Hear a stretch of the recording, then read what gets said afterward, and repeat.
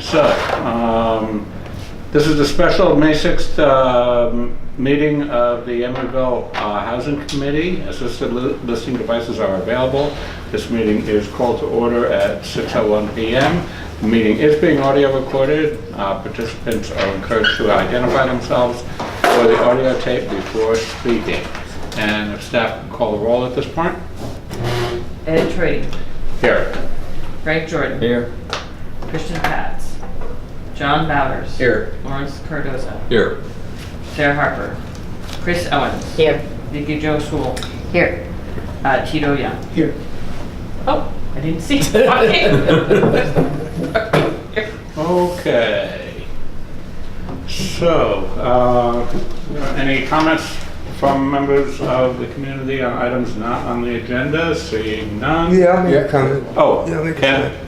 Yeah, as many of you know, I video record a lot of regional meetings, and I post them on the regional webpage. And I did 2 meetings last month, one about just cause evictions that the city of Richmond is pursuing, and then one that Catherine and I attended, which was from the Cornerstone, right? The Cornerstone? Yeah. So anyway, they had this little get-together about housing eviction and tenant protection. I think it was very informative. So I'm just encouraging you to take a look at that because this stuff's really educational. Thanks. Capstone. Capstone, right. Okay, thank you. Approval of the minutes from the March 4th meeting. Do we have any, first off, do we have any additions or corrections to it? I have one. I never got a packet in the mail, so I noticed everyone else got them, but We just got them we just got them today. Just got them I didn't today. get mine, so I just wanted to. Have you been home? No, I came straight from work. Yeah, So it may be in your mail. I have the packet from the past weekend, so if it's the same, then It's similar, but I will give you. One of the items is the same. okay. I just don't have the agenda, so I don't know Oh, what. I choose everything. Okay. And is that So moved to approve the minutes. Second. okay? So without exception, Thanks, Kathy. Wait, sorry, who seconded? Chris seconded. Frank moved it and Chris seconded it. Okay. Item A, review changes to the committee structure. Do you want me to pass this around? Did you make copies of it? Yes. Yes, please. You want to talk about this? Sure. So, towards the end of last year, the council was looking at the committee structure, and we went through a series of meetings at the council on ways in which they'd like to change the committee structure. So a couple of things that change is thank you. There will no longer be a council member representative on the housing committee meeting. People's appointments will only last 2 years instead of 3. The appointments will go from July 1st to June 30th as opposed to the calendar year like they used to be. And Meetings are every other month now. meetings are every other month now. On the odd number of months. Yes. And it is only the housing committee that doesn't have a council no. person? No. There are, None of the advisory committees have council members anymore. right. Even there are- Public Works? Public Works is a council committee. It is a council. So they have There's 2 kinds committees of where they... committees. There's council committees and citizen advisory committees. Council committees consist of 2 council members. That's it. And that's what Public Works is. And advisory committees are like this committee, and they So they go and get no information at council those meetings? members. Yeah. Okay. So, as it relates to the 2-year terms and the change from the calendar year to fiscal year, the people who would have expired in 2014 and January 2015 will all go together as a group and be in 1 year. And then the people who would have expired in 2016 will go through as another cohort. So, and actually, I think I'm missing So when are we over? I will email the people who need to inform Karen if they are interested in remaining on the committee, and that will happen in the next couple of months. It'll go to council, and we'll get a new roster of committees. It's Sarah, John, Vicky, and Tito, and me. We're expiring, so we need to reapply. Right. And John has only been on the committee for a Because he month. inherited somebody else's. So it was that seat, Yeah. okay. That's right. Yeah. So, so I will send out an email once I get instructions from Karen about what she wants. But generally, if you want to remain on the committee, all you need to do is send Karen an email that you want to remain on the committee. Then she actually does the staff report that creates the committee rosters. And then we're on for 2 years. 2 years. And then the following year, it'll be Buzz, Frank, and Ed. And then they start their 2-year. Any comments or questions? Want to talk about the work plan? Oh, gosh, yeah. So another thing that happened in this process was that the committees will all have work plans that they will use, annual work plans that will be put together by staff in our case, and I'll bring it to you probably at our July 1st meeting. Which will be an annual work plan. We'll look at all the things we do. It shouldn't be too difficult because, I have all the past years. And then there will be also an annual report to council on the goals of the committee and what goals have been met. The July meeting, that is on the 1st. Mm-hmm. I will be out of town, so Me too. you could note that, and I guess Frank, you're vice chair? Yeah. So the Frank that would Okay. run that. Can I make a public comment on that? I just want to say that it doesn't seem there'll be much connection between the committee and the council. It seems like if you do an annual report, that's not really enough communication. It's just, this seems somewhat disconnected. It seems like the committee's for the staff and not for the council. Well, I agree with you, but I'll go to the city council and tell them what I think. I do that quite a bit, so. We're always waiting for you to get up and tell them what the facts No, are. it's You not did just it me. again last night. Not yeah. just me.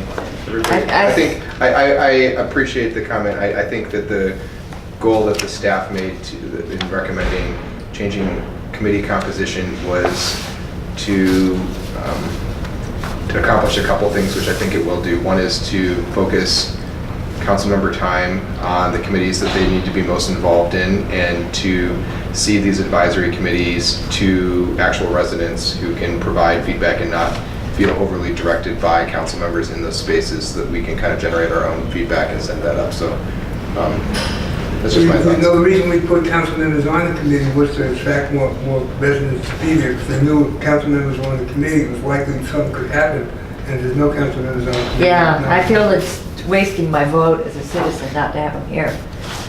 It told me two things: who was really doing something and knew something when they were on the committee, but their opinion would be when they voted on it later.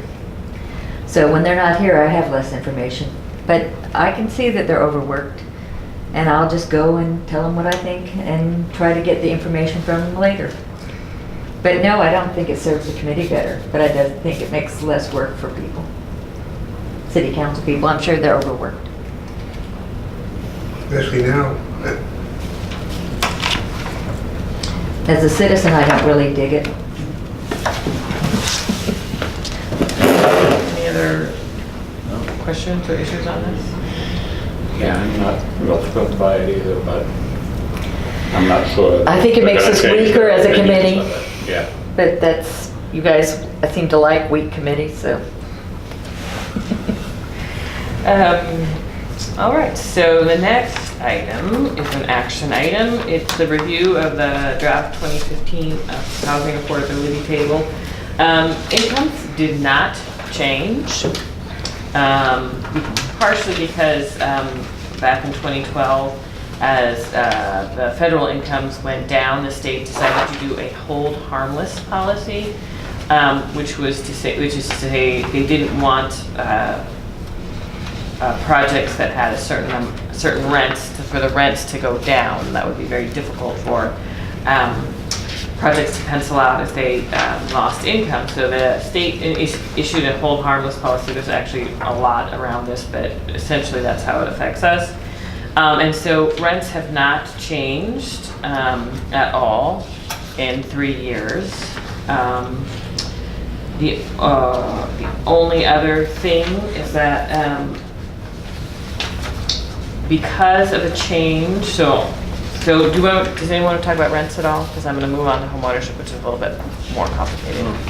Okay, so in homeownership, we went through a process of trying to anticipate in the next year what interest rates would be available to BMR buyers. And there's a whole process, and then we check it using Fannie Mae data.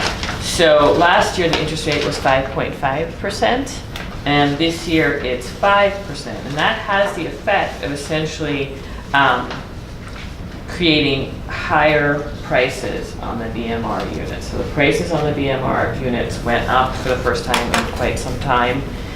They had gone down. But a lower interest rate made it go up? Yes, because it means that you have more money. Your mortgage payment goes further. So, so the prices have gone up, haven't gone down in the past few years. So it didn't go up very much, but they did go up some. Are there any on the market now? Well, I just inspected one, so it's sold. There is, I'm just thinking of all the ones. There's 2 at elevation 22 that are coming on the market that I've inspected. Both of them are 2-bedroom units. And there is one at Green City Lofts that will be, it's probably already on the market sometime this week. It's gonna go on MLS. So there are 3 on the market right now. The one at Green City Lofts is a 1-bedroom. Yeah, and as I said, the elevation 22 are both 2 bedrooms. So what's the 1-bedroom going for? The 1-bedroom, well, so just so you know, the affordable sales price are, each individual unit has its own HOA dues, and that gets plugged into the formula, but it's about, I think it's about 270, 280,000. Oh, that's good, 1-bedroom. Or 1-bedroom, yeah. Yeah. Is that particular one in Emeryville or in Oakland? Oh, we only manage the ones in Emeryville. Emeryville. The ones in Oakland actually are priced at 80% of the area, or no, 50% of the area median, I believe. They're like $70,000 each. Wow. Yeah. For which category? For moderate? So Oakland has some inclusionary units in Green City Lofts, but I believe they're at very low. They're priced at very low. Oh, so they just, okay, they finance theirs differently to be a lower level, So lower AMI. these are resales that are coming up? Is that it? Yeah. No, well, there's not, the Oakland side, I don't know, I am not really tracking the resales of their BMR units. I believe there's 5 at Green City Lofts.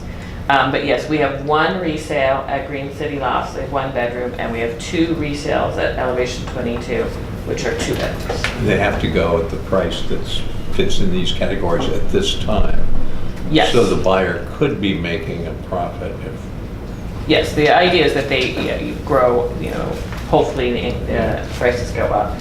Obviously, for a while, the BMR price was, the maximum BMR price was actually higher than what the market price was. So people weren't able to sell it for what they purchased for. But, and in that case, if you were underwater, then you can actually rent out, you can get an owner occupancy waiver and rent out your unit. But as soon as the prices go up above what you could, that makes you not underwater anymore, then you have to either sell or move back in.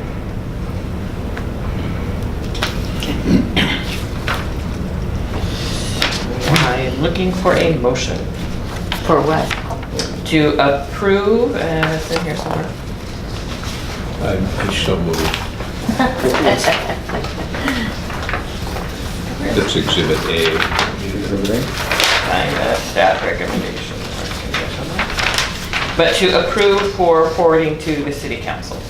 This thing?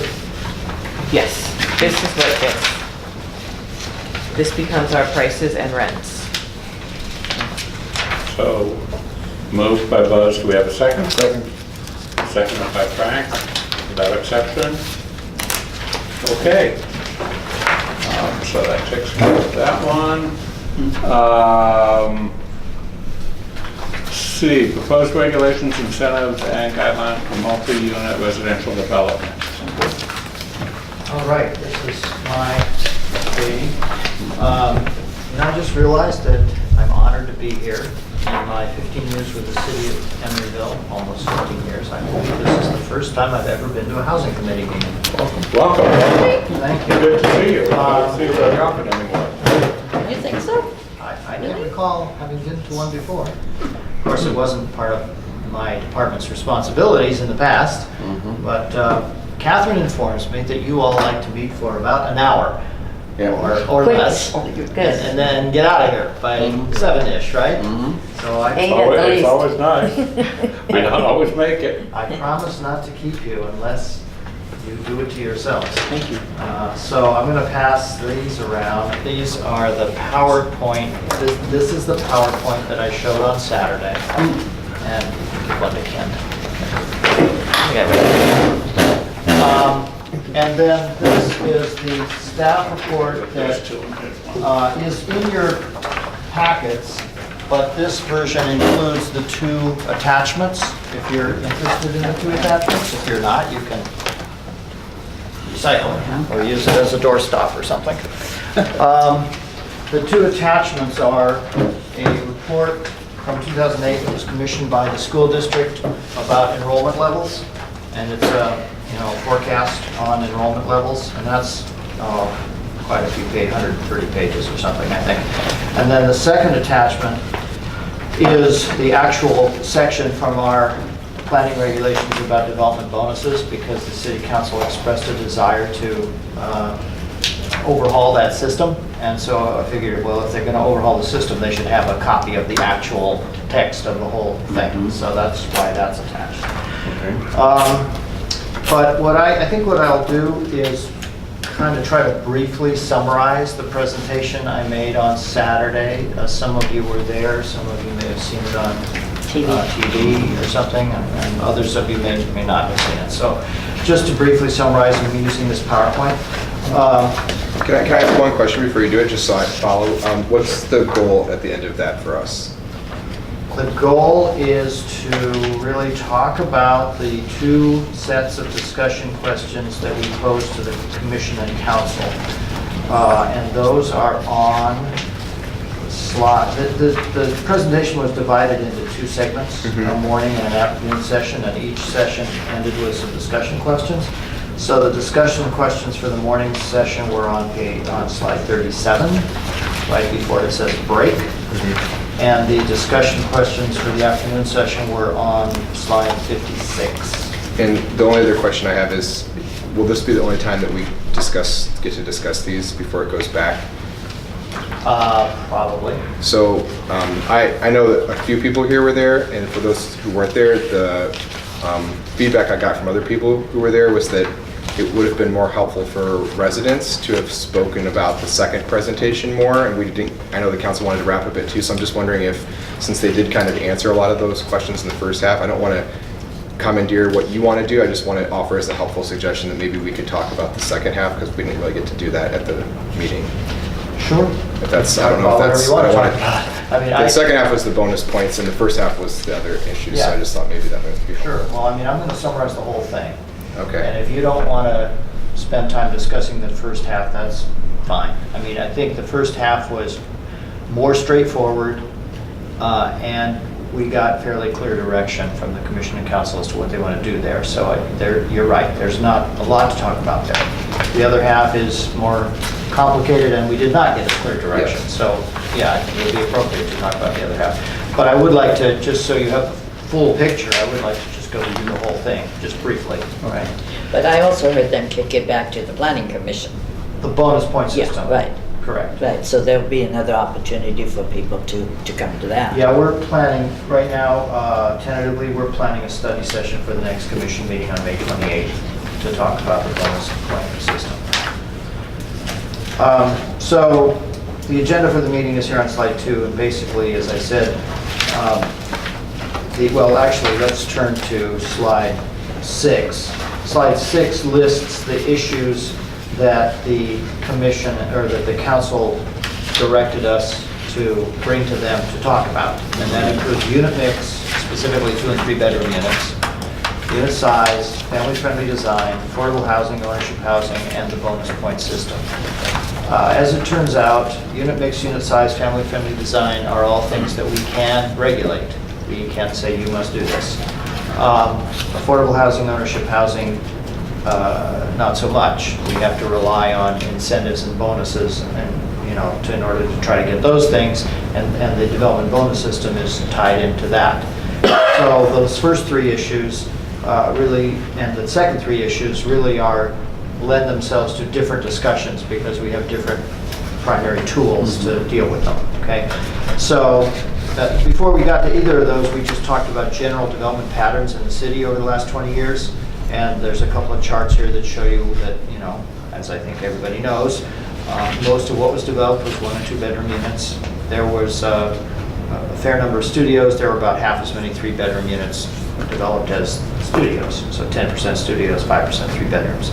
About 2/3 of it was rental, and about 1/3 of it was condos. This is since 1994. This is not the whole city. This is just since 94. Let's see, turning to slide 7, we talked about the tools that are available. I won't go over that in a lot of detail right now, but basically it's design guidelines, the bonus system, development impact fees, which we have now adopted, city subsidies, if the city wants to directly subsidize specifically affordable housing, inclusionary zoning, which we can no longer do for rental, but we can still do for condos, and regulations, just outright regulations, which we, as I said, we can do for unit mix and family-friendly design and general residential amenities.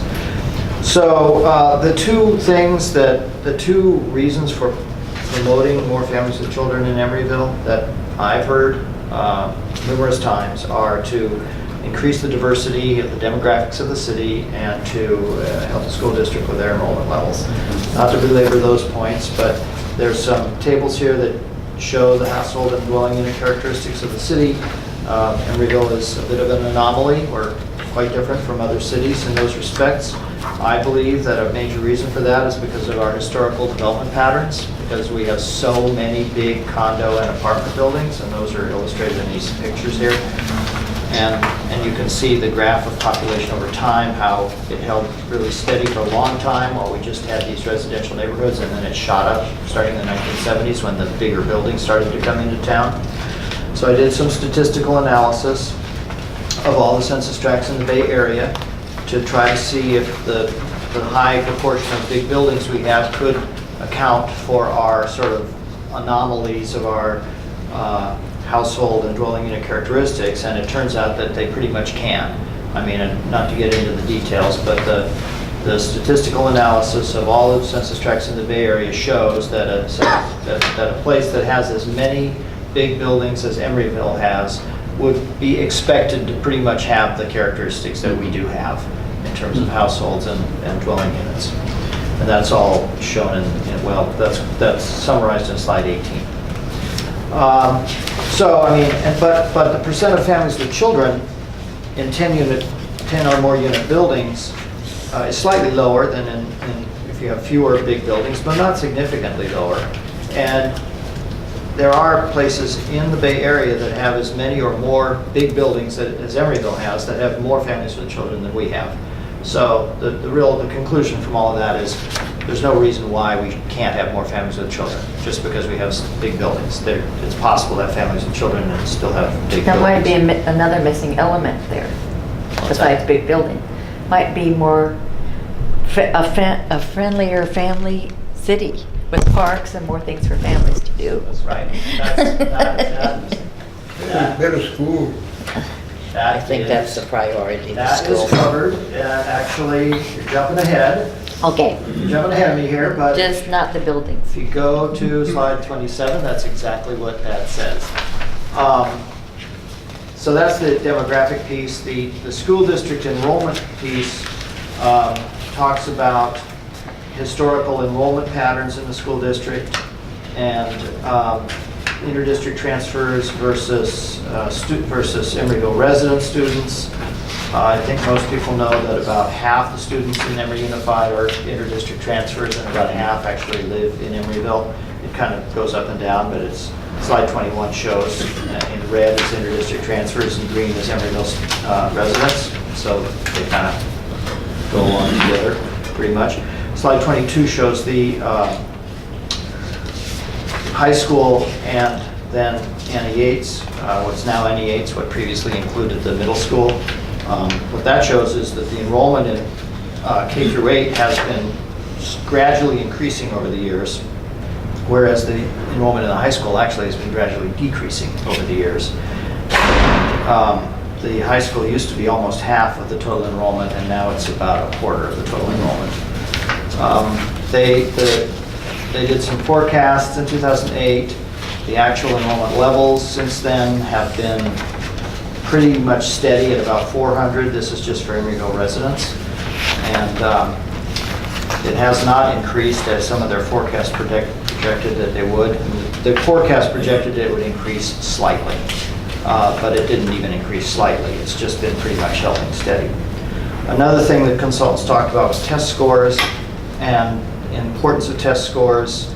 Emeryville's test scores have increased quite a bit over the years. They've shown more of an increase than most other school districts in the county.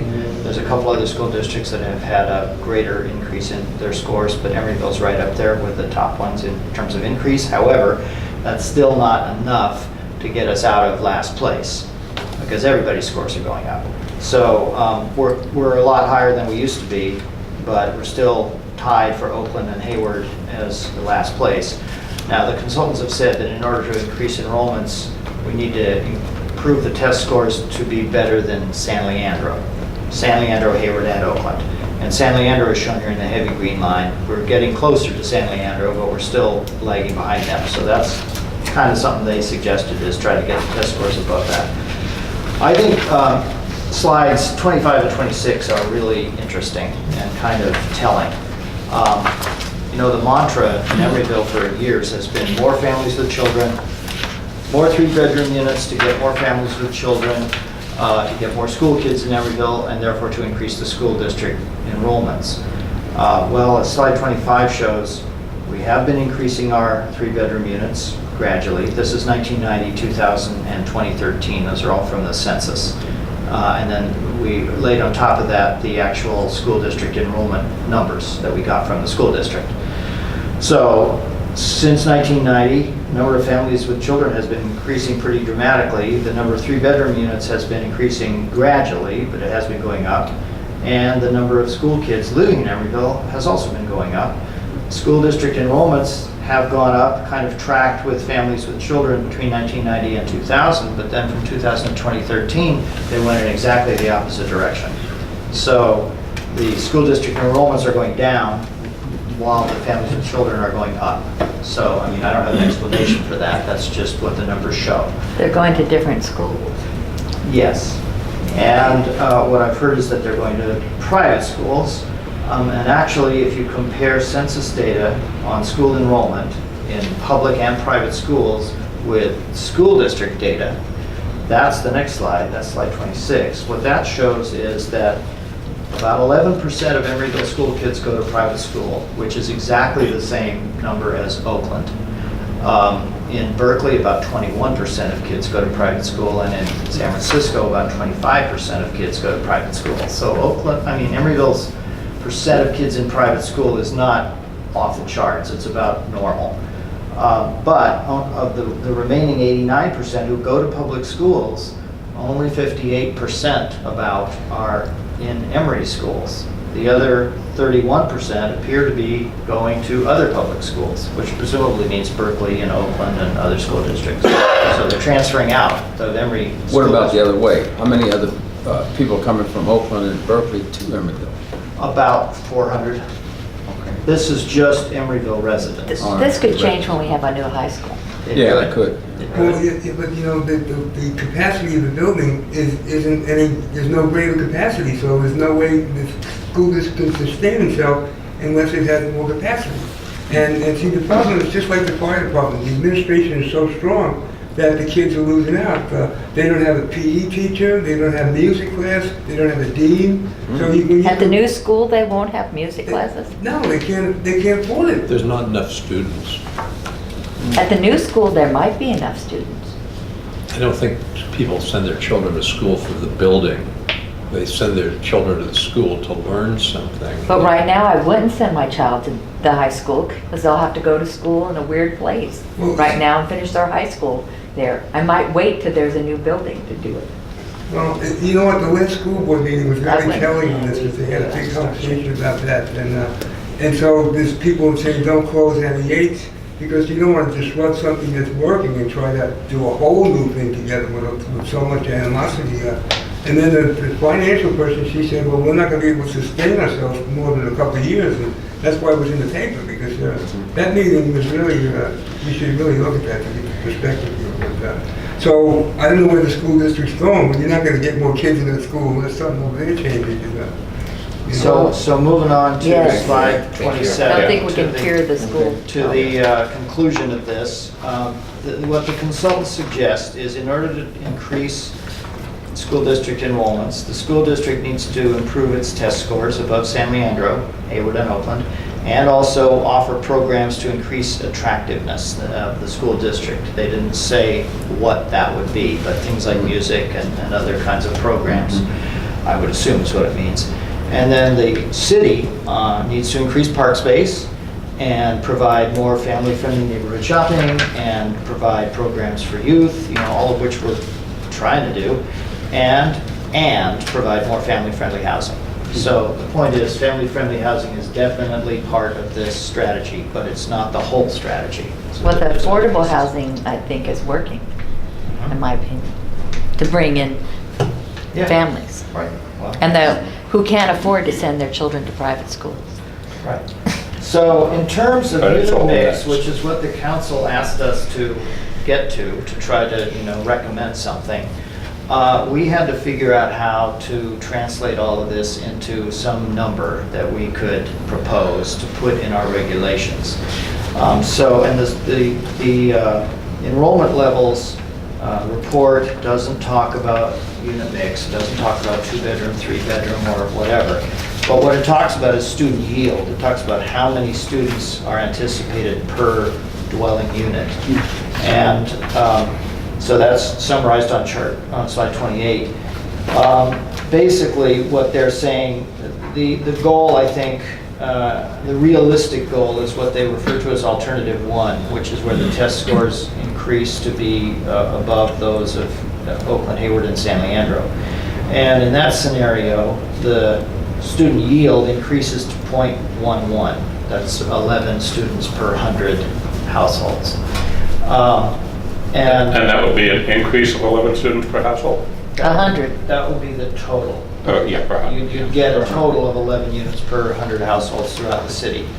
Currently, it's about 0.07 to 0.08, which is 7 to 8 students per 100 households. So 11 versus 7 to 8 is an increase of about 60%. Currently, we have about 12.5% families with children in our population. So a 60% increase of that would be about 20% families with children. So that got us to a nice round number. Let's try to shoot for 20% families with children. Maybe that'll get us closer to where we want to be. So we went back to the statistical analysis and said, well, okay, looking at percent of families with children versus 2-bedroom units and 3-bedroom units, what percent of 2-bedroom and 3-bedroom units do you have to have in order to get 20% families with children? And that's on slides 30 and 31. What slide 30 shows is you need 50% 2 or more bedroom units to have 20% families with children. This is just average, this is just a statistical average of the whole Bay Area. And 3 or more bedroom units, you need 10% of those to get 20% families with children. Now, notice that these are not mutually exclusive. 2 or more bedrooms includes 3 or more bedrooms, right? Right. So 50% 2 or more bedrooms and 10% 3 or more bedrooms, that's not 60%. It's the 50% includes the 10%. So you could say 40% 2-bedroom units and 10% 3 or more bedroom units would get you to where you want to go. So we also looked at higher numbers. If you want to go to 25 or 30% families with children, you'd have to have a lot more 2 and 3-bedroom units. That's summarized on slide 32. But basically the question for the council was, do you want to go with that 50 and 10 number? And the answer basically was, yeah, that sounds good. In terms of unit size, we kind of summarized. We looked at all the units built in the last 20 years, see what the average sizes of them were. We looked at some minimum standards from Santa Cruz for affordable units. We looked at our draft family-friendly design guidelines to see how big the units were in those, example units were in those draft guidelines. And the conclusion from all of this was we don't really want to get into the business of setting minimum unit sizes. We think that if you comply with the family-friendly design guidelines, that's going to be really a de facto minimum unit size, because you couldn't have a little tiny unit and meet the guidelines, call for bigger dining room, bigger living room, wide hallways for display and stuff like that. So we felt like it would be sort of arbitrary to just come up with a number. And the council and commission, I think, agreed with that. Let's not set a minimum unit size, let's just go with the guidelines. So we've summarized the family-friendly design guides, which I believe this committee has reviewed.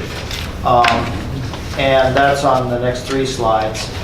We didn't spend a lot of time on it because, as I said, it's on a parallel track. They have been approved by the Planning Commission now on April 23rd, and they're going to the City Council for their approval, hopefully, on May 19th. So within a couple of weeks, the family-friendly design guidelines will be a done deal, but this is just a summary of what is in them. And they're kind of key to the whole thing. If you design the units this way and the buildings this way, hopefully that'll go a long way towards attracting more families with children, along with the 2 and 3-bedroom units. So the discussion questions for this half of it were, do you want a minimum 2 and 3-bedroom units? The answer was yeah, go for 50 and 10. However, several people said that we should make the number higher in order to make up for past deficits. They didn't say exactly how much higher. So that's something we have to kind of think more about. Staff has some ideas about that. I mean, one thought that we have is that if you only build at the base level and you don't require any bonuses at all, maybe you provide 50% 2 or more bedroom, of which 10% are 3 or more bedroom. But if you need a density bonus for what you want to do, maybe you have to then provide more 2 and 3-bedroom units, more than 50 and 10. I don't know. That's an idea for how to address that concern. Should all these big units be required to comply with the family-friendly design guidelines? The answer to that was clearly yes, even ones that weren't required. Can I go back to your idea? So how did they feel? Like, let's just say that a building gets to be 10 stories tall, right by the artist co-op. How many 3-bedroom units would they have to put in? Like 20% 3-bedroom?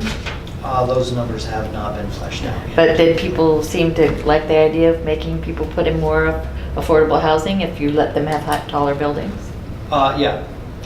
That's the second half, but yeah. I think If we that were was- going to already probably let them have taller buildings, we could ask for more affordable housing. Exactly. Except We'll get it there. costs more to build. Well, That breaks my heart. Yeah. But therefore, it won't get built. You think they won't build out that space? They won't, no. I don't think so. It's gonna either. sit vacant. At Adeline Place, how much a 1-bedroom apartment just went for? Just a 1-bedroom, little teeny apartment? At 2,500? 4,020. Rent? No, No, for sell. 420,000. 420,000. Oh, worth that, 420,000. Now, those are nice units. No, it's only a little teeny one-bedroom apartment. Okay, you don't think things are to get more and more expensive and land is rarer and rarer here? Go ahead. Yes, but if you make the requirement. Can we do the discussion questions so we can Yeah. get Yeah. answers? Because I know people are going to want to leave at some point, and I just want to make sure we actually talk about the things that the Okay, council wants to go hear ahead. about. So anyhow, the second question, if a developer provides more to embed 3-bedroom units than are required, and they want to design some like for student dorm type units, if they've met their family-friendly obligation, in the other units, could those other units not be necessarily family-friendly? And the answer to that was no, we want all units to be family-friendly. Minimum unit sizes, they said, no, we don't need them. And should there be any exceptions? They kind of wavered on this, but they just said, yeah, there could be exceptions, but they'd have to be looked at on a case-by-case basis, and there'd have to be a good reason. So I think what we'll do is write something into the code that just says, we want an exception from this, the planning commission or city council has to approve it, and you have to give a good reason for it. An example that I think Catherine came up with at the meeting was if you have a caretaker, if you have a person who needs a caretaker, and you want to have 2 master suites because one is for the person who lives there and the other is for the caretaker, right? So that would be an example of where you might have an exception to this kind of thing. So that was the first half. Second half is about ownership and affordable housing. So the affordable housing piece of it, we talked about monthly rents going up. We talked about our current RENA. You're all familiar with RENA, right? That's your language here. And then we talked about how we've done in meeting our past RENA. And that, I think this is kind of interesting. This is relatively new information that has come from ABAG. Slide number 42. The red bar is the Bay Area, overall Bay Area average for the last RENA cycle. Overall, the Bay Area met 50% of its RENA in all categories. Emeryville met 75%. So, we didn't meet 100%, but we did a lot better than the rest of the Bay Area. We way exceeded our RENA number for market rate housing, which is kind of to be expected. We didn't exceed our RENA or even meet our RENA in any other category, but we did do better than the overall Bay Area in the very low income category. We did about the same as the rest of the Bay Area in moderate. We didn't do very well in low at all. So, those are things we need to work on. Briefly talked about the lack of affordable housing tools now with the demise of redevelopment and the Palmer decision and all that kind of stuff. But what we do have is the impact fee that was recently adopted, $20,000 per unit, or 6.9% low income units in the project. And what we're proposing is what we call a voluntary inclusionary zoning. And it's basically what you were just saying. If you want to get a development bonus, then you would have to provide affordable units in your project. The exact number hasn't been figured out yet, or how that system exactly would work has not been figured out. That's kind of the amorphous part that we still need to work on. But the basic concept of having to provide affordable units in exchange for development bonus was pretty universally, I think, approved by the commission. Has that been worked out at other cities, this type of thing? Yes, other cities do this. Okay. Yeah. And the bonus generally is about height? There's 3 bonuses. There's residential density, there's what's called floor area ratio, which means, more building area, and height. So it's all 3 things.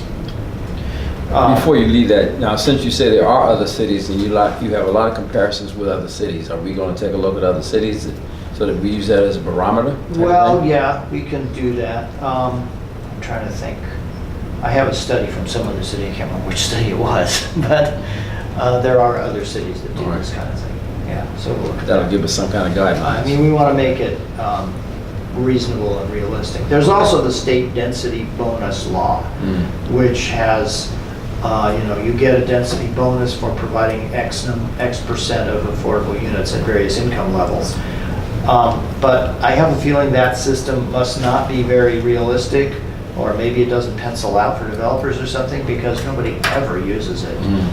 It's not popular because cities offer the alternative, and the alternative is usually less, and so there's a greater profit to be had using the city version. The state version, the percentages are much higher than the developer would prefer to have. Yeah. I have one comment on this piece. I raised it at the meeting on Saturday, but I want to just say it again because I appreciate dividing this into two presentations for the clarity of the issue, but some of these objectives can be accomplished through a mutually beneficial process, which is they want to award bonuses if there is an inclusion, a voluntary inclusion of affordability. And they also at the same time say they want to have much higher percentages of units in the buildings that are multi-bedroom unit, 2 or plus. The state low-income housing tax credit actually prescribes that the residents of a below market rate unit that are funded by tax credits have to be familial in composition. So if Chris owns a market rate unit and rents it, and it has 3 bedrooms, she can rent it to me, Ed, and Vicky as unrelated people. The college student situation, right? The friends or whatever, the 3-master suite thing we're trying to stop building. And there's no restrictions in the law that there's no legal way to prohibit Chris from doing that or from us to renting that. And that's the problem we're trying to end. The tax credit, the state low-income housing tax credit, actually has built-in rules that say if I own a below market rate building, an affordable property, and I choose to rent to Chris a 3-bedroom unit, the other occupants of that unit must be eligible members of Chris's family.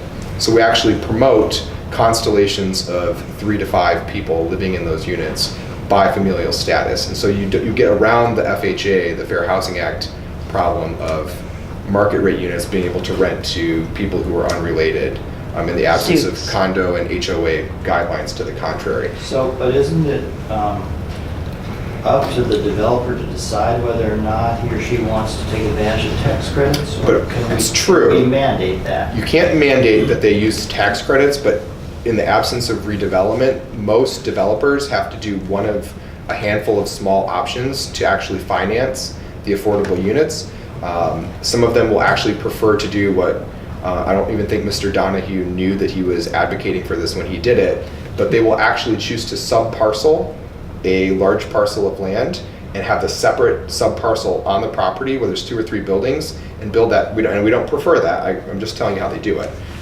They will build a separate building as affordable because it allows them to hand the entire project off to an affordable developer. If you are going to include, which is the desirable method of doing it, and build a percentage of units in, then they will apply for tax credits generally. And right now there are 2 bills pending in the state legislature, one that will expand the state low-income housing tax credit by another $300 million, and a second that will do something called certificating. So right now the state low-income housing tax credit is only worth 65 cents on the dollar to the developer, and it would make it a dollar for dollar match. So it would have we would basically have a higher level of credits available. They would be worth more to a developer who chose to build affordably, and they would leverage more federal dollars in return. So they're already more attractive because they have fewer restrictions than other types of funding. A lot of them have requirements that you be within so many feet of a bus depot or a train station. Some of them require that you can demonstrate you produce a certain reduction in greenhouse gas reductions.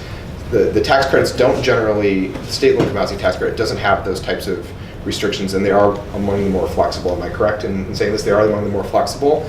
And we avoided the unit size minimums because that should remain open largely because tax credits want to stretch the value of the dollar, and so they have caps as to how big a unit could be because affordable units are not intended to be luxury units. So a 2-bedroom, for example, is capped at about 900 square feet, I believe. And the reason for that is they don't want palatial 2,400 square foot. As long as we'd like them to have it, right? No, but that's the reality of it. And the other goals that are going on right now are to reduce the amount of parking that has to be created so that more space can be spent on residential. But it would actually behoove the city to develop a policy that takes advantage of the opportunity, not just to say, we'll give you the bonuses to build more, whether that's height or FAR or whatever, give you the bonuses you need to build more, but that those bonuses are available upon you utilizing the state low-income housing tax credit. And oh, by the way, guidelines over here say that 50% or 60% of your units must be multi-bedroom, the developer is going to choose to use those particular units as the BMR units, most likely, because it'll kill two birds with one stone and it benefits the city in return. So I just really want to make that suggestion. Okay, That's a then- great suggestion. thank you. So, So then we are getting some help from the state, doing a Yeah. little replacement for the lack of redevelopment. Because I was just, right? sorry to interrupt. I was just going to ask how many people actually were families that lived in the 3-bedroom units. well, If it's affordable, they have to be familial unless they have a caregiver. Right, under affordable, but 80. in the If other they have ones. tax credits, not our BMR program. Yeah, tax credits. so the other piece of this is about ownership units, which is a kind of a separate issue. I mean, clearly it's related. But, so we did a little analysis on turnover, found that yes, indeed, renters do tend to move more often than owner occupants do, which is no surprise. One thing that I think was kind of interesting, which you may be aware of, summarized on slide 45, which is that even though 2/3 of the households in Emeryville are renter occupied, about 2/3 of the units in Emeryville are actually condos or houses. And the reason for that is that a good chunk of the condos and houses are being rented out. So this chart shows that it's only about 39% of the units in Emeryville that are actually rental apartments. The remaining 61% are either condos or houses that could be owner occupied. Are you including the apartment buildings that have condo maps on them Yes. but are not operated? Correct. That's correct. We only have one of those buildings, right? I don't know how many we have right now. There's Oak Walk is one. That's it, yeah. There have in the past been others. What's it called? Bridgewater. Emery Bay Club and Apartments, that's how I remember it, but whatever. Bridgewater is now being sold, but it had been condos operated as a rental project ever since it was built in the 80s, I think. Well, the map doesn't disappear though, does it? No, the map does not disappear. So if you have an apartment building that technically is condos, those could, in theory, be owner occupied. So what this is saying is that only 38% of the units in Emeryville actually are owner occupied, but there's another 23% that are houses or condos that could be owner occupied that are being rented out. And for example, Watergate, Yeah. 40% of the units in Watergate are renter occupied. Same thing in my building. Yeah. Almost 50%. Ambassador too. Yeah. So, this is just some factual information. I don't know exactly what to do with it, but there are also, I don't even I want to guess hear. Well, when you say ambassador is I think she means Adeline. Oh, I mean Adeline. Adeline, They yeah. told me that I just say that 40% is about Not really. rental In now. Emeryville, no. People just rent out, buy them, I know they do. rent them They've got out. stupid stuff in other states. Because they're not even homeowners then. They don't even vote really. Okay, so- people tend to like ownership housing, obviously, but there are some issues with it.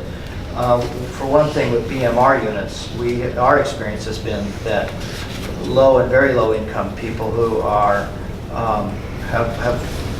have ownership units sometimes get into financial difficulty because they have no control over the HOA dues, they have no control over the utility costs, they end up in foreclosure, and if that happens, we can very easily lose the BMR status of the unit.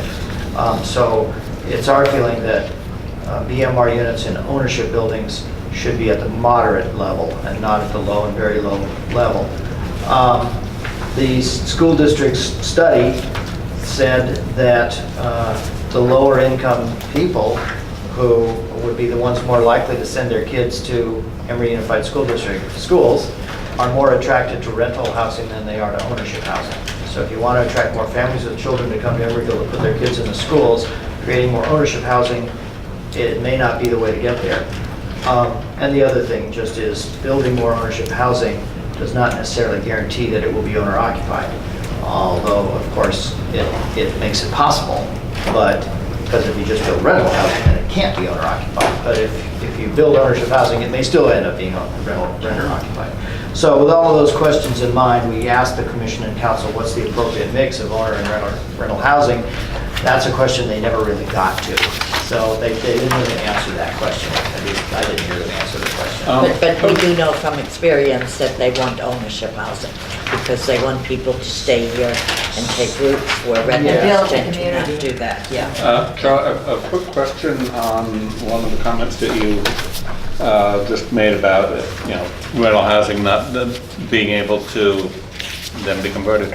What are the possibilities of overlaying a condo map on something that had previously been, what are the logistics, what are the legalities, what are the building code, constraints to that? Putting a condo map Overlaying a condo map on an every existing apartment rental. building. on an existing apartment building that's already rented, already occupied, that would be what's called a condominium conversion. Yeah. And we have pretty strict regulations for condominium conversions. A lot of it has to do with tenant protections. Make sure that the renters don't get, that's part of the reason why Yeah, that's a lot of renters problems are so in San transient. Francisco right now. They get kicked out, they don't have Yeah. a choice. So there are a lot of hoops that an owner has to do if they want to convert to condos. They have to give the renter the right of first refusal to buy the unit. They have to give them relocation assistance. They have to help them find another apartment if they're going to make a move. We also have provisions that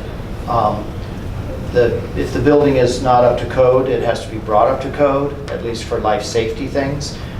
We can also require that it be aesthetically improved as well, like, better landscaping or better painting or, whatever. We wrote our condo conversion ordinance about 9 years ago, and I don't think we've had a single one since we wrote that. We had a few nibbles and then they kind of went away. Most of the ones we've gotten have been the little buildings in the Triangle neighborhood where somebody had 3-4 units and they want to turn into condos. But something like, say, the Courtyards, 330 units or whatever that is, that would be a big deal to turn that into condos. And, we haven't had any inquiries about that. They didn't put a condo plan on that at the beginning, did they? No. Okay. I do know that one council member lost her seat in the 1970s or early 80s when Watergate went from apartments to condos because there was such a backlash That about was it. a 9-day approval process. Boy, that was some. Was it? Some palms greased. Oh, yeah. That was a before- big scandal, was before the any of past us were days. here. That was before we had our condo conversion ordinance. Yeah, yeah. Big scandal. John Lacoste and Mary Warren got that taken care of in 9 days. Wow. And So it was anyway, before my okay. time, too. the concept here of this voluntary inclusionary housing, or, voluntary inclusionary zoning, is we currently have a bonus system. And the slide 47, Vicki, you asked about what is it, FAR, is it height, is it whatever? There's three different things, and there's 3 different maps. Slide 47 is just one of the maps. The other 2 maps look similar.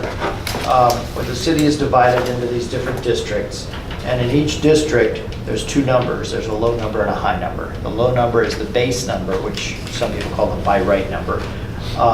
You can do that just without any special approval. And the higher number is the bonus number, that you need bonus points. You need a special approval from the planning commission or city council to get to that higher number. So the next 3 slides, the bar graphs, they show the current base and bonus level. And what we're proposing to do is to drop the base level, but not drop the bonus level. So what that means is that the ultimate development potential of any site in the city would still be the same with a bonus, but it would lower the threshold above which you need to get bonus points. That would mean that more projects would get captured in the bonus system. More projects would need bonuses, right? And that's one way we get more affordable housing, is by saying, if you want your bonus, you got to provide affordable housing. And by the way, we're lowering the threshold above which you need to get a bonus. So therefore, hopefully, that results in more affordable housing and possibly more ownership housing. But basically, you're down zoning the land. Well, yes and no. I mean, we're down zoning the base level, but we're not down zoning the bonus level. So Well, you're restricting the bonus level more substantially than you did before. we're making it tougher, I guess. Yeah. What's the height over for Sherman Williams? The Sherwin-Williams site has two different height limits on it. The southern part of the site is 55 feet base and 75 feet with a bonus, I believe. And the northern part is 75 base and 100 with a bonus. But so none of these height limits or FAR limits or any of the others are going up at all at the upper limit? No. They're just Nothing's increased. being tighter restrictions in order to, or more, The base is reduced. yeah, the base is being reduced so that you have to do more inclusionary housing in order to get the bonuses. Yeah, so And for so you- example, the current 50 to 75 foot height limit on Sherwin-Williams site, this is in slide 49, the middle bar there, the blue one, currently it's 50 to 75. We would propose to drop that to 40 to 75. So now 40 would be the by right height, and 75 would still be the bonus. And the 75 to 100 height limit would become 50 to 100. So the base height would be 50 feet. That's as high as you can go by right, and you can still go to 100, but you need a bonus to get there. That's actually, I like that idea in terms of being, really incentivizing inclusionary And it is housing. down. And density, Density is the same. Density is slide 450. That's number of dwelling units per acre. And again, the bonus level would not be reduced, but the base level would be reduced. So the number above which you need to get a bonus. For example, we currently have a, what is it? I can't read it, it's too tiny. that's hard to read. I know. Which column? Well, the far right column. The says- far right says 115. 115, 170, and then 80, 170. Yeah, thank you. So the base currently is I have 150 mine. units per acre, and it would drop to 80 units per acre by right. But the bonus level would still be 135 in either case. So we ran a little test scenario on 3 different example projects to say what this would do to those projects. This is slide 51, and what that says is basically a little project that was in base territory before and is still below the new base level would not have needed any bonus points before, and it still won't need any bonus points. A project that was so big that it needed 100 points before is still going to need 100 points. It's the projects that are in the middle, the medium-sized projects, that would now be captured by the bonus that wouldn't have been captured before. Is there a project that exists like that, a medium project? There is the 6701 Shell Mound Navy project. I have not run the numbers on that, so I can't tell you exactly how that plays out with this, but I do know that they are just right, I believe, right at the top of the base level in height, density, and FAR. They don't need any bonuses for the Navy project. I believe under this. Under current code. Under current code. I believe under these changes they probably will, but I'd say I haven't run those numbers. What about the two in the marketplace?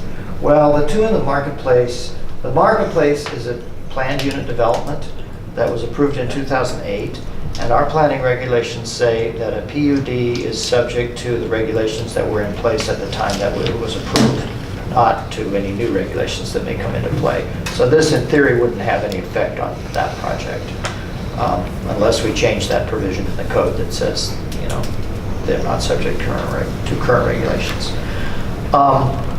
Now, the bonus point system itself is summarized in slide 52, and there are 18 categories, and then there's this flexible public benefit. This really came up during the City Council's study session on Sherwin-Williams in January, where just a lot of people said, why are they getting bonus points for all these things? They should be doing these things anyway. And I keep trying to make the point, and nobody gets it. I'm not sure why. I get it. I get it. But I still think it needs to change, but I get it. Okay, that you only get a bonus if you go above the basic requirement. Whatever the city council in its infinite wisdom sets as the base requirement, you have to do that. You don't get any points for it. If you go above that level, you get bonus points. And if the city council increases the base requirement, then you got to do that. And you get bonus points if you go above that. So they can keep upping the ante if they want to. But I think what I was hearing really was more like, these things are not that important to us. Why are we giving them bonus points? Why are we giving them bonus points just because they provided more electric vehicle charging stations than they were required to have, you know? So I think where staff's thinking is going in this, at least in terms of residential projects, is probably to just scrap this whole thing and say no bonus points for any of this stuff. You just get bonus points for providing affordable or ownership housing, right? Now, we still have to, unfortunately, we're not getting your thumbs up on the tape recording, John. But anyway. Well, let the record reflect that the idea of scrapping this is a thumbs up in my book, and that making affordability the basis for the bonus points is a double thumbs up for me, because I was anxious for you to get to this part because I wanted to gut this thing tonight, but if you're telling me just blow it up, I totally agree with you. The only caveat to that would be, as the city attorney pointed out on Saturday, that this bonus point system applies both to residential and non-residential projects. So what do we do for non-residential projects that need a bonus? We could keep some remnants of this system, or perhaps we could figure out some kind of a surrogate affordable housing thing where they just have to pay a higher affordable housing fee or something. Or Is it give them possible to public have a dual space. track kind of a thing where non-residential can still have these, but residential, it's scrapped? I just think you could put so many more points towards that affordable housing, and so fewer points for, I want them to have bike parking, don't get me wrong, but I don't want to give them 5 points, sorry. Well, no. We're scrapping the whole so thing. the- They no, have the- to I know. automatically. So the suggestion I would make, if as an advocate, is so I understand that there are these base levels for things like parking and bike spaces and electric vehicle charging, and we want those things. So blowing this up and then simply saying that we're going to have a higher base for those requirements going forward, which reflects trends anyways in moving away from vehicle ownership in all the housing, and especially for affordable transit-oriented bike pedestrian-friendly spaces. I think I'm hearing you say what I wanted to hopefully hear you say, which was that that's what you're thinking of doing anyway. So I would make the case, and I don't speak for anyone else but myself, but higher base standards. So all the things that are on here are things we want, but we want more of them as a minimum requirement. So instead of 5 bike spaces, we want 20 bike spaces. Instead of 2 electric charging stations, we want 8. Whatever those numbers are, that staff determines are in keeping with where, because a lot of funding actually for affordable developments is tied to having those things now. A lot of it is tied to transit-oriented development, greenhouse gas reducing processes, and so to the extent that you can show that you are able to house 100 units with less than 1.74 parking spaces per household, and you can go below a certain threshold, they'll actually bonus your money in some of these state funding sources. And so I think, hearing what other people are saying, I want to make clear, like, I don't think you get rid of these things as requirements. I just think that you take them out of the bonus structure, build up the base for those things, and then to the comment about having a parallel track for commercial or non-residential properties, something else that the city has always been talking about that we need to give are community benefits. And one of those things, reading the other things that were on the list in the first presentation about, yes, family-friendly housing is just one component. The school district has to fix its own issues, but the other things that were in that list included parks. Why don't commercial spaces or industrial, if that was the case, why don't the other non-residential places get their bonuses if instead they provide a benefit such as a park of a minimum acreage, or some sort of public facility that's not within the walls of their little box Somewhat space. like Nevada's had to do on Yeah, Powell but one Street. that's more, not like the Wareham building, no offense to Rich, but that's got the park on the inside of it. I mean, something that's actually a community benefit. I think that those commercial structures could more clearly deliver back the art center. I mean, you could simply say, you want to have all these bonuses, commercial building, fund the permanent art center. I mean, those are the ways that the city, as opposed to residents fighting with developers to get CBAs, the city can mandate those in that commercial space. And I had a question for you, which is, how would this apply to a mixed-use building? Well, I don't know. That's something that occurred to me as Okay. well. Yes. I'm not sure how we would solve that one. I think we'd probably have to parse the residential piece of it and the non-residential piece of it and apply the bonus system separately to the two. But, you know, the thing is, what if you have a mixed-use building that has commercial on the ground floor, ground couple of floors, and residential above it, and the commercial is below the base height level, but the residential piece is up into bonus height Sure. territory. What part of that project needs the height bonus? You know, I mean, I would guess it would be the residential piece would need the height bonus, but the short answer to your question is I don't know. We have to think about how that would work. I have a proposal, I'll just brief on that, which is Okay. that you actually make it subject to the residential requirements, but that what you do is because it's part of one development, that you actually waive the requirement to produce whatever community benefit or other, whatever you have to produce to get the bonus in commercial, that's waived to the extent that the commercial is below a certain percentage of the total square footage of the building, so that we don't have developers building out these massive storefront type style buildings just to avoid, you know, just to, you know, I could see them penciling math to basically say, well, if I build it this big or just this small, I can get a certain type of benefit. I can get it, the plan will benefit me on this half. And they're going to play numbers games, and we're going to have Find the these sweet spot. awkward buildings with sweet spots. I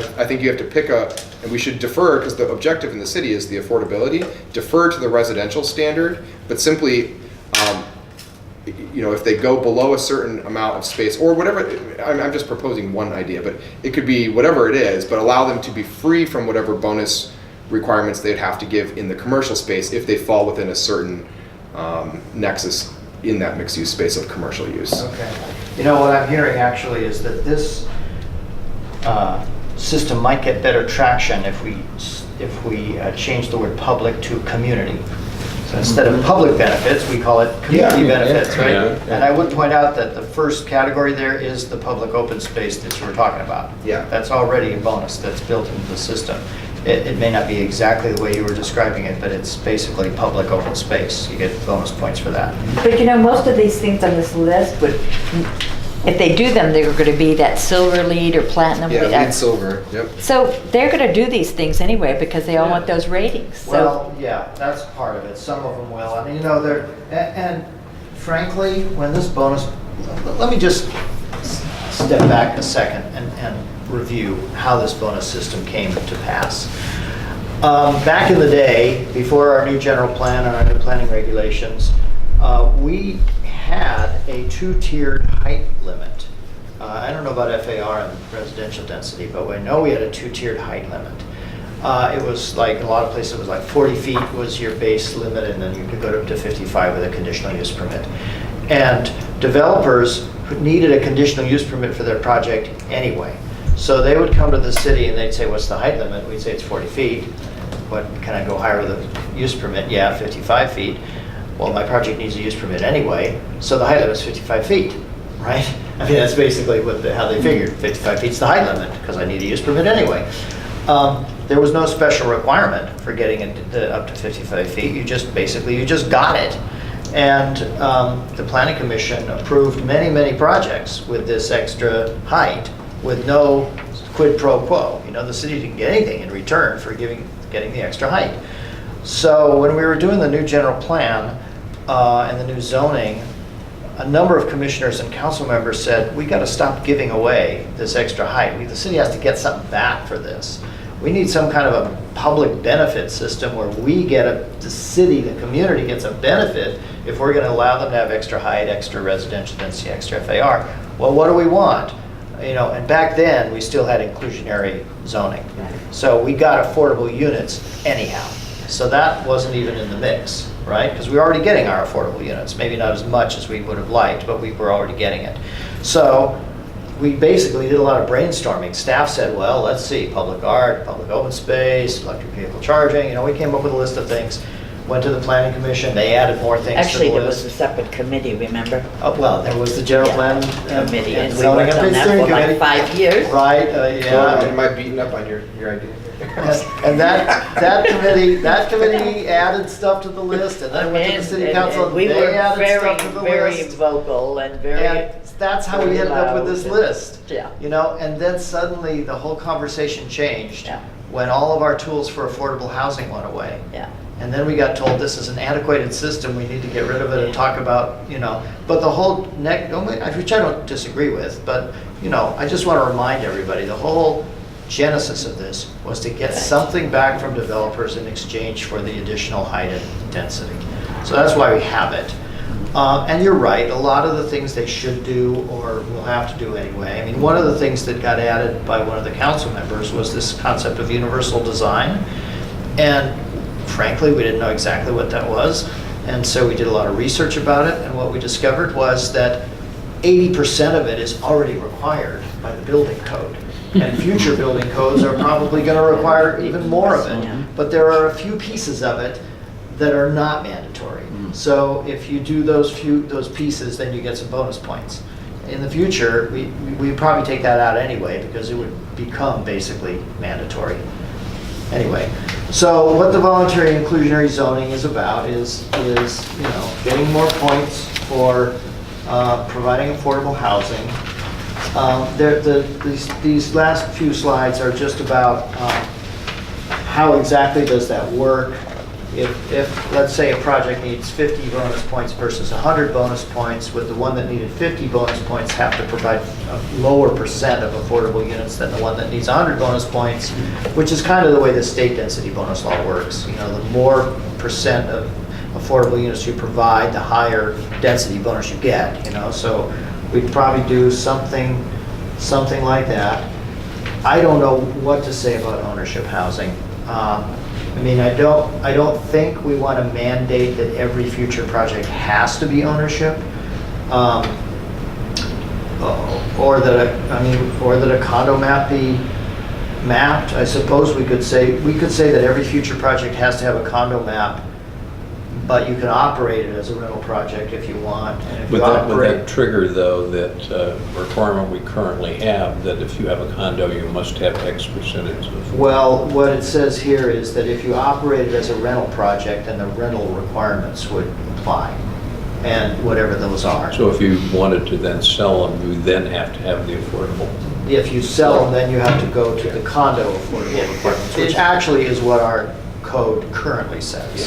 So just to be clear, if we do it that way, we're going from 6.9% at low to 20% at 120. So the people who are renting at low are unlikely, so there's some displacement or so we would need to have something in place for if they opt to do it or if we make them do it, there had to be some sort of relocation.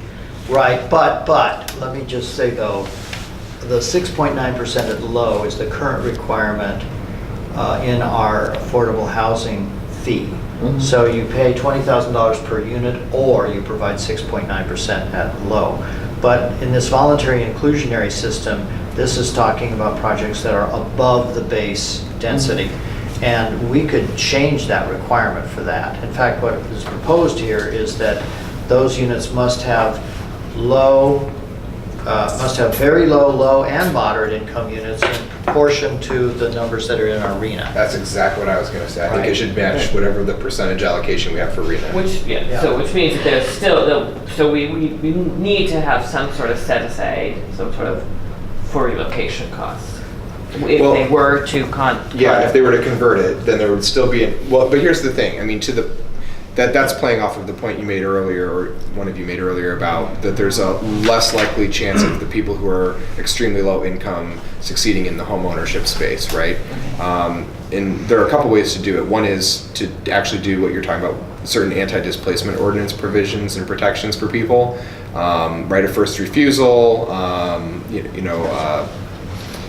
A ratio for helping them relocate. But there also could be that if you convert and a person can't get approved, it could be that just like you would do if they were demolishing in a redevelopment space, that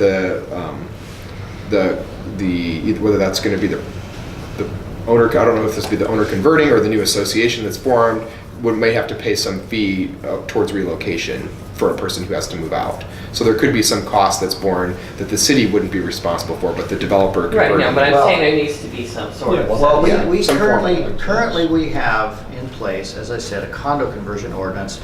If you take a rental building and convert it to condos, you've got to do all this stuff. That does not apply if you have a building that is already condos, it's already mapped as a condo, but you're operating it as a rental project, and then you decide you want to sell the units. Then the former renters are just basically kind of out of luck, because technically it's not a condo conversion. In this city. So, right. So maybe we need to modify it so that if it's, even if it's already condos, but it's being operated as rental, if you then start selling the units, then some of those condo conversion provisions kick in. That gets into renter protection. Yeah. Well, they'd still be relocated, but they would get a much bigger payout. Yeah, and they rent, I mean, the reality, whether we like it or not, is renters have inferior rights to property owners. That's correct. I'm sure there's cities that have guidelines like that. Yes, well, in the meeting, we'll get to it later in the meeting, there are eviction protections where if it's a non-cause eviction, but they have to be evicted for some reason, sale or repair or whatever, then there are relocation costs. So, Yeah, can I add one point to this discussion? Charlie, you were on something I wanted to add on to, which was, the Nexus study we had to do to get our current $20,000 per door or 6.9% included affordable amount. That is the product of the Palmer decision in the interim, basically. That's where we're at. But in doing voluntary, what we can do with the voluntary is we don't have to use that percentage, obviously, and I know you know that, but I would just strongly recommend that percentage should be 20%. I know that during 20% what? 20% units affordable. but we're actually talking about two separate things. We're talking about ownership. I'm not talking about ownership for the moment. I wanted to go back to an issue So just you mean, to. 20% at the ratio of the RENA levels, right? Adding up to 20%. Of the total, yeah. Taking 20% of, if you had 100 units in the building, 20% are going to be affordable, and then breaking that 20% out is a proportion equal So to it RENA. might be 6, 7, and 7. Exactly. Or something like that. But breaking it out, Okay. ratio oriented to RENA, but instead of 6.9% of the total of 100 units, instead of 7 units in the building, or 15 units like we had in the RDA days, 20. But what about if you need more bonus points, you have to provide a higher percentage than if you need fewer? I agree to bonus scale it up, but I just didn't want to set the bar so low to start. That's my point. Oh, yeah. Yes. No, it would be more than Yeah. that. Yeah. Okay. Okay. Sherman Williams is 500 units. Well, 540, that's what they're proposing. 540. So we just have a brief little summary of the state density bonus law, which, just so the council and commission would be aware of it. What we would, and we are required, as I'm sure you all know, by state law to make the state density bonus law available, and it is in our planning regulations. What we're proposing to do, and what the city attorney has said is legal, is we give developers a choice. You can either use our system or you can use the state density bonus law, but you can't use both. And so the key here, of course, is to try to make ours more attractive, which wouldn't be hard because nobody ever uses the state density bonus law. So with your help, we can figure out how to make it attractive so that they actually will use it. And so that's then when we get down to the discussion questions. Should affordable housing and/or ownership housing be made a prerequisite for earning a development bonus? I think the answer to that is clearly yes. Should the base FAR height residential density be lowered to require more projects to earn development bonuses? Again, the answer to that was pretty clearly yes. What's the appropriate mix of rental and ownership housing? Should all future projects be required to be ownership to get a bonus? That question was never answered. I don't know how you all feel about that. I don't think you can say that. You can incentivize, right? So, yes on the first thing, but I would just caveat both of the first two you said just with minor things. Yes to affordability. Whether we should require ownership, I think we didn't fulfill that discussion right now, but all I would say is that there are a finite number of spaces where ownership is really successful. One of them, actually, there is a possibility for it right now, I think, in the city. That's a community land trust, where they actually own the property at they own the property and they basically covenant all the structures that are built on it. They're home ownership units, but they basically ensure that they are sold sold in a ratio where you can only make a certain percent profit, so that it's always going to be affordable to the people who buy it. And I know that there's an affordability covenant. I don't want to get too far ahead for a different meeting, but there's an affordability covenant because we used low-income housing dollars to purchase the Ted Dang site, and there's discussion about what to do with it. And for a future conversation, I think that parcel can be swapped with the two below it, south of it on Christie, extend the Christie Park further is my proposal, and actually take those two lots and make those the affordable housing complex, but make those ownership units by giving that land over to a community land trust who can actually will manage for the city for a 99-year ground lease, that the structure that's built on it, townhomes or whatever, are deeded affordable. So there is a way to do ownership. I wouldn't make it a prerequisite for bonuses because it's really hard to do in a lot of ways, but And also, I think it probably would lend itself to less affordability, less Yes. affordable units. yeah. City of Emeryville has already done this, for that co-housing. Yeah. For the artist co-op. The That was caveat really I had to the nice. second one was that, yeah, lower the base, but only if you blow up the bonus system, which it sounds like you're gonna do. That was my only caveat to that. But then the third one, you asked about the mix of rental and ownership housing, and I agree with what Vicky Jo was saying. Like, I don't know that we, people argue with me a lot about this because I'm a huge advocate for affordable development, but I really believe that that's more market driven in a lot of ways, and I think that The owner versus renter. yeah, I do believe ownership in rental housing is a market-driven principle, and that if you try to compel ownership in a space where people don't have the appetite for it, either because the people who are going to live here, I mean, our goal is to have families live here, but the reality is for a lot of families, especially in our particular market, housing ownership and sending children to school and providing for them is not all feasible at one time. Yeah. And so that's why they're attracted to rental properties right now. It's just the cost of the market. And so it is market driven, but that does beg the question that, like we were discussing earlier, whether there should be a condo overlay, because that market will change at some point. And that could be something perhaps to, as an incentive, Yeah. would be the condo overlay or something like The, that. the building requirements for building an apartment building versus a condo, are they different now? Are they, or have they pretty much come equal over the years You know, since the building codes? I've heard this in the past, that there's different standards Right. for condos than there are for rental. Right.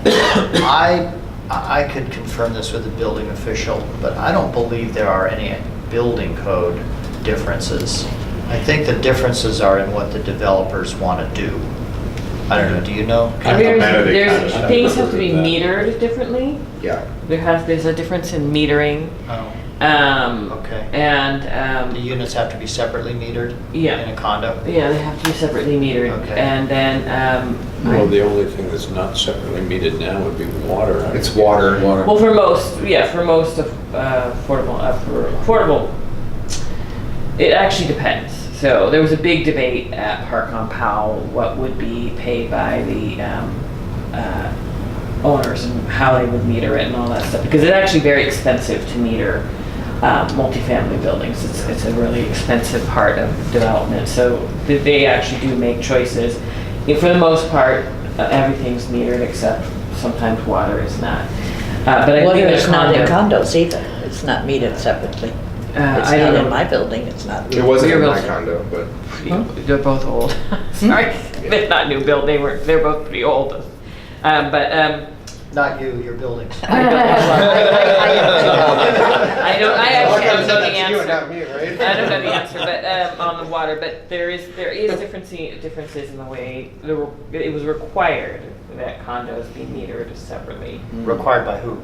By The the building building. code, I think. There is a state bill pending right now that will actually require all new development to have individual, multi-family developments to have individual water meters.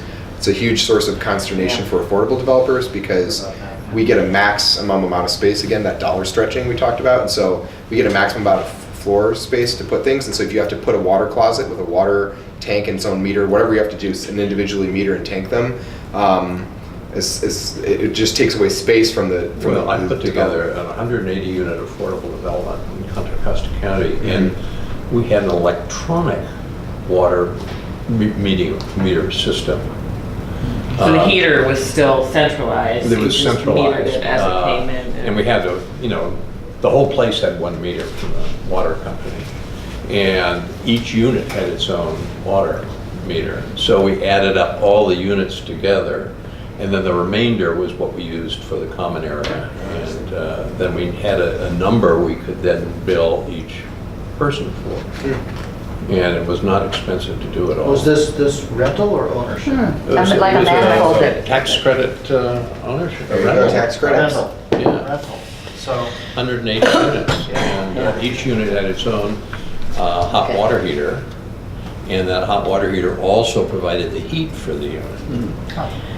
Well, you know, one of, how the city council wants the 3-bedroom units so that we will have the inventory for the kids when our schools are good.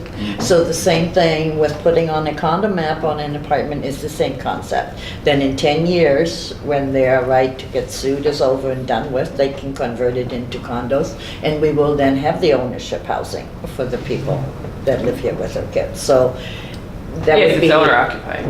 Well, but this would be one of the goals for the city, you know, No. to have, So, yeah. well, we could say that in order to get development bonuses, you must record a condo Put on a map condo map. on your project. You don't necessarily have to sell the units. Right. You can operate it as a rental project, but you have to record the map.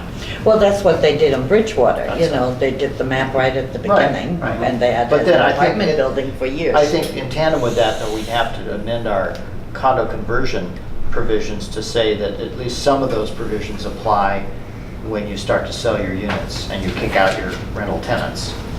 Humor me, I don't do condos. So when you do the map, Well, I don't do affordable housing, well, so. hey girl, hey. You do now. So when you do the map overlay, what are the just in a nutshell? I know there's probably a ton of them. What are the primary differences though that would draw out somebody who's building a structure as an apartment building? What changes would they necessarily have to make something fit within a condo map? Almost nothing. Almost nothing. So it's not like it just has But to there's be. a cost to condo. A condo map is very You have parcels. simple. Yeah, it Okay. And is. from the city perspective, well, Yeah. there's 2 steps to the condo map. They have to get a subdivision map approved by the city, and it's what's called a 1-lot subdivision. You take a drawing that shows the boundaries of the parcel that the whole building is on, and you write on it 100 residential condo units or something. That's all you have to do. You just say how many condo units are you gonna have plus common area. And that gets approved by the city, and, you know, it goes and gets recorded, and now you got 100 condos. But then, they have to go to the State Department of Real Estate and record I don't know what it's called, but it's some kind of a report or something, DRE report. And that specifies what the exact parameters of every single unit are. You know, you own to the middle of the common wall between you and your building, and, you know, we never see that. The city never sees But it's a all lot that of work detail. to do. It's a lot And of I work think for we them have to draft do their that. CCNRs. Yes. But, Okay. but a lot of them will Right, do that, right. because the saleability of an apartment building with the condo map is much higher than an apartment building Do by you know itself. what it costs to get the condo map? What does it cost to do that? Oh, the condo map doesn't cost I anything. don't think it does, That's but a- I think. Well, that's the thing that you send DRE out, the DRE. report, Mike. What that costs. Yeah, I'm kind of I've done getting a lot of concerned that those. we're getting off Yeah, on we are. tangent, and Okay, I'd all like right. to kind of, We yeah, need to because we're finish up. already at We need 7:35. to finish Yeah, up, let's so, finish up. Well, I mean, I've Are heard we a lot done? of good feedback here. okay. Yeah. Well, because Yeah. I just wanted to agree, the reason I asked the questions was just, I want to agree that if the long-term plan is to bring families in, and we know markets change, and people who invest in a city, who find it a favorable place to live with their children, And who wanna own. come into an ownership opportunity, and Yeah. those are likely to come up in the future if we have prepared for it, I would just think it makes sense to Yeah. do it. I mean, that's Yeah, all I would totally say. agree. But, Yeah. Markets change. Yeah. and that one, I mean. We know it's- that. We're Done in about due advance. for one of those market changes again. Oh, okay. So basically, Charlotte? that's it. I mean, Okay. You know, Thank you. as it says, next steps, the very first next step is this meeting tonight. And thank you very much for all the great input. And the council's going to consider the family-friendly design guidelines. And then we're going to try to flesh this all out and take it back to the planning commission and city council for adoption. Our initial plan was to just have everything ready for planning commission action at their next meeting on May 28th. which I think is a little overly ambitious. Optimistic. So I think that's going to be probably replaced with a study session certainly on the bonus point system and perhaps on the rest of it too. And then maybe come back to the commission in June for recommendation. And then it'll go to the council after that, obviously, June, July. And whatever comes out of this is going to take effect 30 days after the council passes it. So- What about these developments that are submitting at this point? Well, believe me, as Brian Donahue so accurately pointed out. I mean, after all, he's running the city now, you know. Yeah, we have 3 projects that we're basically talking about, right? We're talking about Nady, Sherwin-Williams, and Marketplace. Marketplace, as I said, doesn't really affect because that's a PUD, so we're talking about Nady, Sherwin-Williams. We're doing EIRs on both of those. I fully expect whatever new regulations we have here will be in place before either of those projects gets approved. Yeah. So, and I got calls from both of those developers on Monday morning, wanting to debrief from Saturday. And I basically told them, hey, whatever comes out of this, you're gonna have to do it. And they're like, yeah, okay. I mean, they get it. So, yeah. Thank you very much. Very good feedback. Thanks for that. Thank you. So next on the agenda, staff comments. Staff has comments. Okay, Catherine. You may have noticed in front of you a plethora of paper.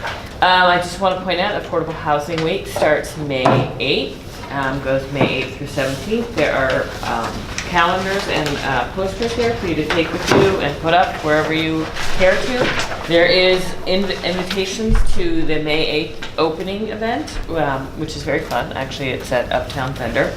But I do also want to point out that one of the What makes it fun? all affordable housing is there for. We all talk. But there's politicians there that come, and it's there's food and drink and people milling around.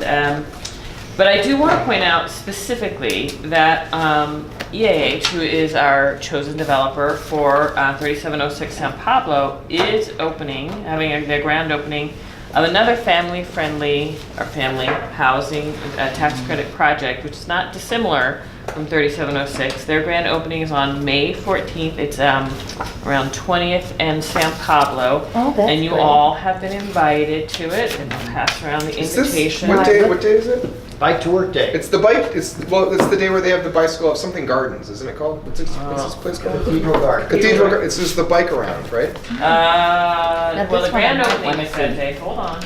It's a Thursday. Grand Are you opening. talking about the community bike right here in Emeryville? No, there There is a bike See, right the here. there is a too. bike event for Cathedral Gardens. No, that's Sea of Oakland's Affordable Housing Bike Yeah, Bike. yeah. It's Saturday, May 16th. This Oh, is okay. Thursday, May 14th. Okay. So that, by the way, also, I haven't done it. It's the first year they've done it. It's supposed to be super fun. Where you ride your bike around and look at Oakland's affordable housing projects. Are you doing that? I am not. I have a big There is a community bike ride here in Emeryville on the same day on May 14th, which is Bike to Work Day at 8 o'clock out here in front of City Hall. So come ride with your favorite council member and staff. I'll be there. Are you gonna block the traffic? Oh, you bet. Good, I'll come. Critical mass. So the other thing I want to announce was that we talked about tenant protections last night at City Council, and the City Council has directed staff to look at drafting ordinances around eviction protections and harassment protections. So I've already started gathering up other cities' information, and we'll be coming back to the Housing Committee with information on that. And they referred it to the Housing Committee Yeah. to develop those things. So the other thing that came out of that was that low-income people will need help sort of navigating the process, and that we should look at contracting out services for low-income people to help. So in all likelihood, I'll be drafting an RFP of some sort for those services, which will include what the Housing Committee also suggested, which was the mediation and tenant landlord conciliation services available to Emeryville tenants. More available. We do have a service right now, but we want to make it more available. So that will all be wrapped up into one contract. That'll be nice. So, more to come. And that is, I believe, the only thing I have on the agenda for the July 1st meeting. So hopefully in 2 months I will have made progress enough to report back to you on that. Will there be a June meeting? No. No, we're meeting every other month now, so there's no June meeting. We're all in the odd months. And I won't be here, 4th of July. Ed How many and people- Yes, Vicky please- will please not no. be here. Vicky And I you'll will not be remember here. that we all get notified that we need to re-up, please? Yeah. Yes, I will take care of that. That, I have to, Karen's on vacation, but when she gets back, I will ask her what the process is. But that should be happening either in the second meeting in June or the first meeting in July, how that happens. But I will let you all know. I actually have to sit down with It'd her. be nice if they sent you a response when you send in an application, but you're never sure if they got it, you know. You'll need an application to reapply. We just That's need right, a you do document not and need review. a reapplication, you just need an email to Karen. Unless you're a planning commissioner. Applying to the planning commission. Planning commissioners have to submit whole new applications. every Each time? Yep. Really? That's the new rule, as of a few years ago. I'm not planning on applying to the planning commission. No, I'm disappointed. I've done my duty on Been there, that done one. that. Are we, Are you through? That's it. staff comments are My good? staff Okay. comments. Member comments? Any? No? No? Again, I think you've got noted that Vicky and I will not be at the July meeting, so Frank will. It's on July 1st. Meeting adjourned? July 1st. Will you be? I believe I'll be here, yes, so I haven't checked. Okay. So, no additional member comments? So, this meeting of the Emeryville Housing Committee on May 6th is adjourned at 7:42.